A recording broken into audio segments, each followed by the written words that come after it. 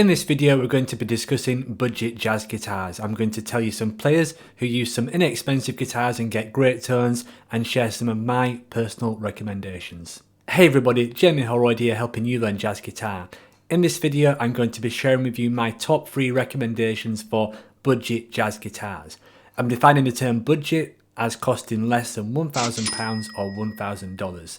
Besides that, I'm going to share with you a few clips of players that use fairly inexpensive guitars to get amazing jazz tones. After all, so much of it is in the fingers, and I really recommend that you try to get started with whatever guitar you've got. Speaking of that, if you are new to jazz and you want a structured guide to getting started with jazz guitar, then please check out my free ebook, Beginner Jazz Guitar Guide. Let's now check out some players that use inexpensive guitars, and then I'll get to my recommendations. The first player that I'd like to discuss is Lenny Breau. Lenny used all kinds of different guitars over his career, but there was a period in the mid to late 70s where there's photographs of him playing with a Les Paul. So let's get behind the computer and check out what we can find out about that. What you can see now is the album cover to the legendary Lenny Breau record, which released in 1979. I think he recorded these tracks a year or two before then, and on that album there is a mix of electric and nylon string acoustic guitar playing. So this guitar that you can see Lenny photographed with is actually a Les Paul copy, and the Les Paul copy which that is one of these things, which is an Electra Omega Les Paul. So here's an example. I think this is the model that Lenny used. I'm on Reverb here and I'm looking at an Electra X310, and this looks very similar to the one which is on that cover there. So obviously at £800 this is not exactly a budget jazz guitar, and these never come up really. I've never seen one for sale, but I'd love to try one, and I think that it's a good example as to some of the sounds that you can get from a cheaper guitar. They certainly would have been cheaper back when Lenny used to use one. The next example of a great player that uses a cheap guitar might not be as well known in America as what he is in the UK, so hopefully this brings some wider recognition to his name. The player that I'm talking about is Jim Mullen. Jim Mullen famously used an Aria Pro 2 FA-71 for a lot of his career. I think recently he seems to be using a Gibson guitar, but for a lot of the videos that you see of him on YouTube, he's actually using this guitar, which I'll show you guys now. So in this video we can see that Jim's using a blonde Aria jazz guitar. This is very much like a Gibson Johnny Smith, and he's actually got some FO plugs there that you can see, and he's had this guitar refretted a bunch of times. This is a great video to watch if you don't know Jim's work. He plays some really nice examples and talks about a little bit about his style, and especially his approach using the thumb and his left-hand approach as well. So as I said, the guitar that he plays is this one, and I've found a few examples on Reverb here. I have seen these come up on eBay from time to time, and I have been tempted to buy one. So this is like Jim's, but the colour looks to be a little bit more orange and not as blonde as what his does. As we can see, it's a Korean archtop guitar, and this one sold for £421 really, so that's not too much money, and you'd be struggling to get something cheaper than that, at least any kind of archtop guitar. Another example here is the same guitar, but this time it's in Sunburst, and it looks good. I've never tried one, so if you've ever tried one of these Aria archtops, then please let me know in the comments below. It's interesting, this brand Aria, because one of the players that I'm going to talk about next actually uses an Aria as well. So that's Jim Mullen's work. I'll finish off this section by playing a short clip of Jim playing using his Aria over rhythm changes. So I hope you enjoyed this clip.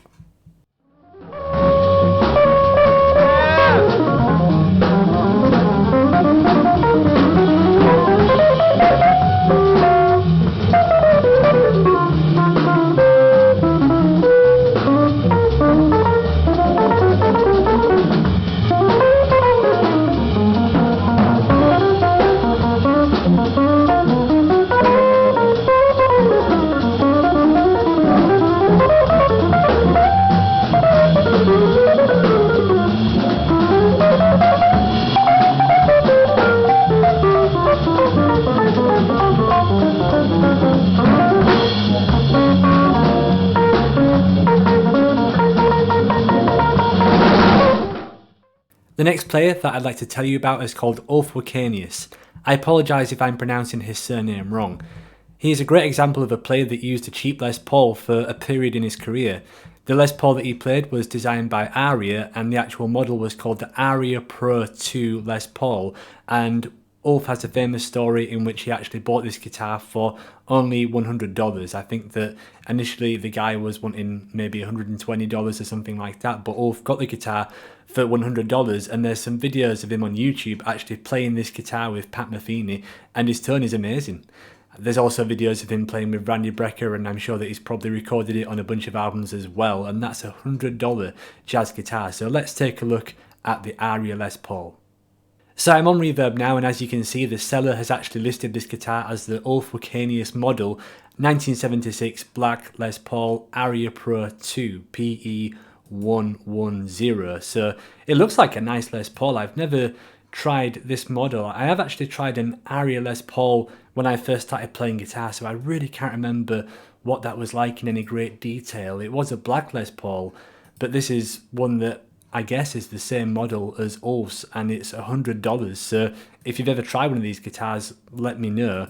I'm pretty sure that Ulf was just getting whichever Les Paul was probably available in a guitar store at the time. As with many of these examples, I doubt that if the players were really that focused on gear that they were seeking out specific brand names. They probably just picked a guitar up, liked it and bought it, and that was that.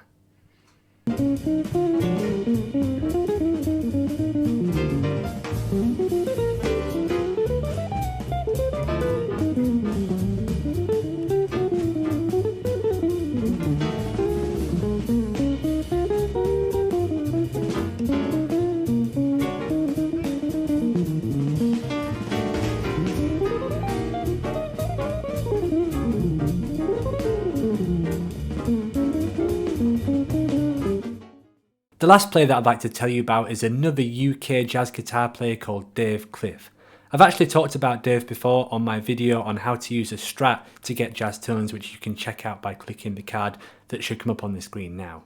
So here is the album cover to The Right Time by the Dave Cliff Quintet, and as you can see, Dave is playing a Fender Bullet Strat here, which is basically a Strat body with an interesting bridge design there, and this seems to be connected to a neck design which has a Telecaster headstock. So I've never seen one of these either, so if you have tried one of these, then let us know in the comments if they're any good.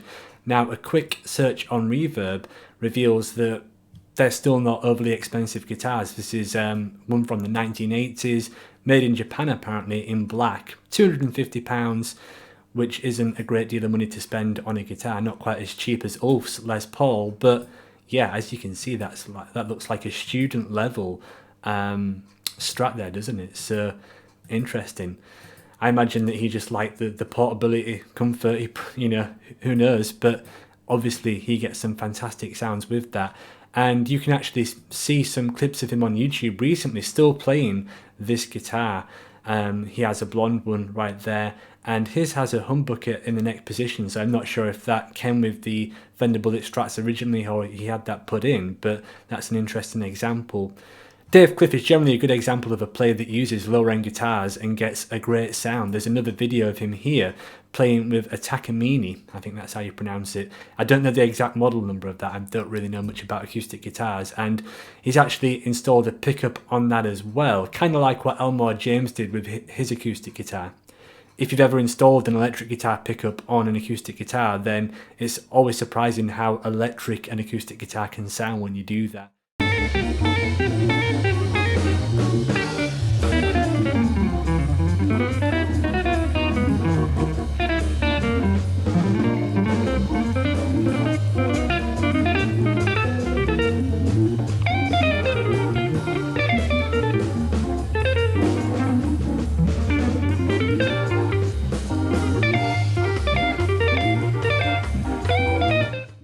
The first guitar that I'd like to recommend as a budget archtop guitar is the Epiphone 175. So let's go on Reverb and see what we can find.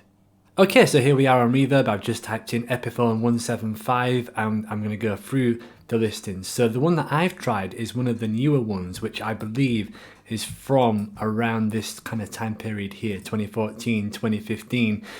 The one that I tried, which I really liked, looked exactly like this one here. It had a satin finish, and it played and sounded really good. I was really impressed with the build quality, finish, and absolutely everything about this guitar.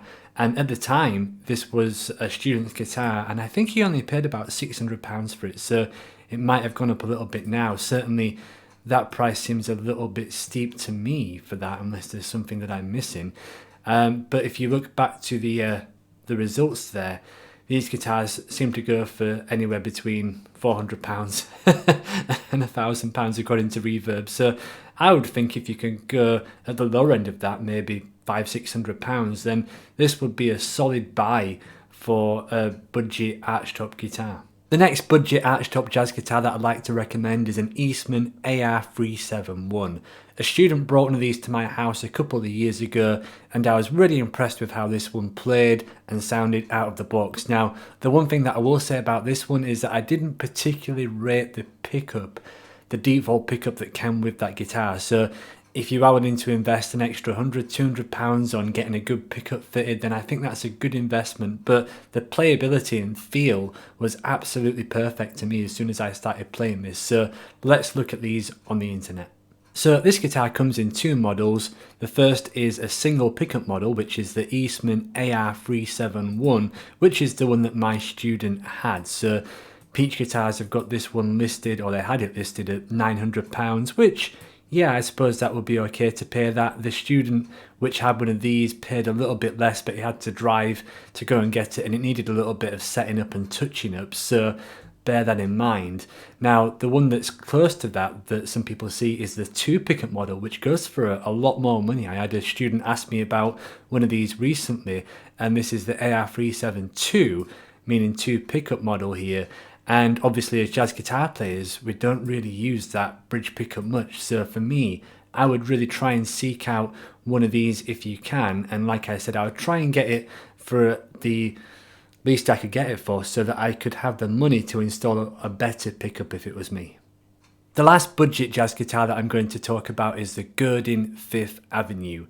I actually did a video on this in which I compared it to my Gibson ES125, so let's hop on Reverb and see what we can find there. So here we are on Reverb. As you can see, there's basically two models of this guitar. We've got a single pickup model like the one I used to have. I've actually owned a couple of these over the years, and you've got a double pickup model. Generally, like the Eastman, the double pickup model is always going to set you back a little bit extra, and being jazz players, we don't really need that extra pickup, you know. So here's the single pickup P90 model like what I used to have.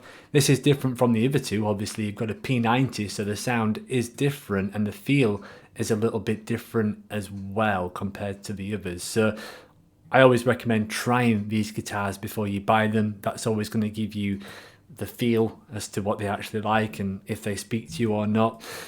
Sometimes you get lucky buying guitars online, but sometimes you can be a little bit disappointed. So that concludes my budget jazz guitar guide. I hope that you found this video useful and informative. If you'd like more videos like this where I'm talking about amps, complete rigs, then please let me know in the comment section below.